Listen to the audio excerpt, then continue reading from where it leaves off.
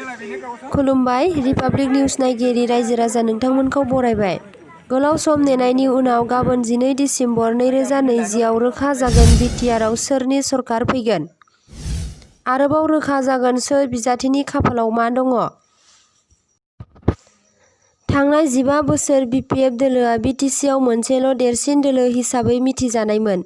नाथाय बे बारनि बिसायख'थियाव बिपिएफ हान्जानि हेंथा बार बारनाय नुनो मोननाय जादों। ओनसोलारि राजखान्थि हान्जा इउपिपिएल दोलोआव बिपिएफनि हेंथा गोख्रों सुबुं मदथाइ नुनो मोनदों। गोलाव सम कभिड-19 नि थाखाय बन्द जानानै दंमोन बिसायख'थिया।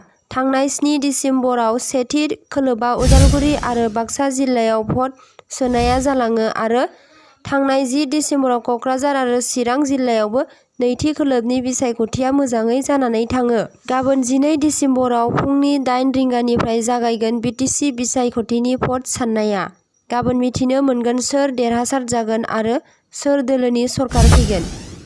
बे हिसाबै बिटिसिनि गंब्रै जिल्ला आरो महकुमाफोराव आबुङै थियारि जानाय नुनो मोननाय जादों। जायखिजाया जाथायनि फारसे नोजोर होनानै गोख्रों बेबस्था लानाय जादों होनना मिथिनो मोननाय जादों।